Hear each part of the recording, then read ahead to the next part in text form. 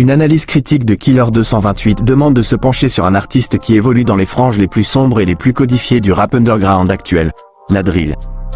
À travers son premier album Sinister et sa série de freestyles Carré de paille, le rappeur pose des bases solides, mais fait également face aux pièges inhérents à un genre ultra saturé. Voici une analyse détaillée de son profil artistique, entre forces évidentes et axes de progression. 1. L'identité visuelle et sonore. Une immersion sinistre. La première force de Killer 228 réside dans la cohérence de son univers. Dès le titre de son projet, Sinister, le décor est planté. On est face à un rap de niche qui ne cherche pas le consensus ni les passages en radio généraliste. L'esthétique de la drill. Killer 228 maîtrise les codes visuels et sonores de la drill. Imagerie de rue, clip nocturne, attitude brute. Des morceaux comme Commune ou Sans refrain fonctionnent comme des cartes de visite efficaces de cette ambiance anxiogène. La production musicale. Les choix d'instrumental au sein du collectif 228 MADCITY sont calibrés pour l'exercice. Les basses 808 glissantes, slide, et les mélodies de piano ou de cordes mineures sombres offrent au rappeur le terrain parfait pour dérouler son flow. 2. Technique et flow.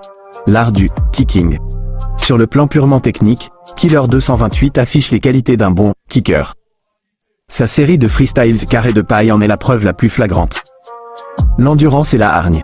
Il y a une urgence textuelle et une agressivité contrôlée dans sa voix qui colle parfaitement à la drill. Il ne cherche pas à adoucir ses propos. Le flow est direct, percutant, et l'absence de refrain sur certains titres montre une volonté de privilégier la performance brute à la structure commerciale. Le sens de la formule, punchlines, ces textes sont parsemés de références crues à la réalité de la rue, à la méfiance envers les réseaux et à la loyauté envers son équipe, 228 MADCITY. Il excelle dans un rap d'atmosphère où le fond sert avant tout à installer une tension. 3. Les limites actuelles, les pièges du genre. Si Killer 228 a le potentiel pour solidifier sa base de fans dans l'underground, son positionnement actuel présente quelques limites critiques qui pourraient freiner son expansion. Le risque de redondance, c'est le piège majeur de la drill linéaire. À force d'enchaîner les morceaux sombres et les freestyles de pur kickage, comme Carré de paille 1 à 5, les structures de morceaux finissent par se ressembler. L'auditeur non initié peut ressentir une impression de « déjà entendu », tant au niveau des thématiques, la rue, l'argent, la trahison, que des variations de flow. Le manque d'ouverture mélodique. Pour l'instant, Killer 228 explore très peu les variations de top lines ou les refrains chantés, autotunés plus ouverts. Bien que ce choix puriste soit respectable, il limite le renouvellement de sa musique sur un format long comme un album. Une identité encore très affiliée aux codes globaux. L'imagerie et les gimmicks empruntent énormément à la drill de Chicago, de Londres ou de la scène du 92-93e en France. Pour passer un cap, il gagnerait à injecter des éléments plus personnels, voire des subtilités culturelles liées à l'identité 228, le Togo, afin de se démarquer de la masse des rappeurs drill actuels. Conclusion. Quel avenir pour Killer 228 ?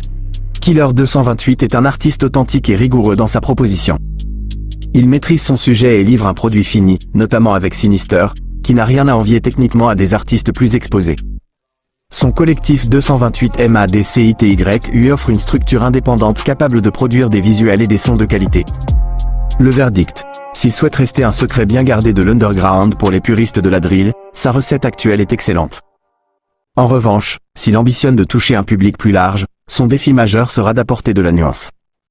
Cela passera par une prise de risque artistique, explorer d'autres rythmiques, diversifier ses thématiques, et trouver ce « truc en plus » qui le détache de l'immense océan de la drill francophone. Qu'en penses-tu ? Est-ce que tu trouves que sa série Carré de paille commence déjà à montrer une évolution dans son style, ou penses-tu qu'il devrait rester purement dans cette formule très stricte ?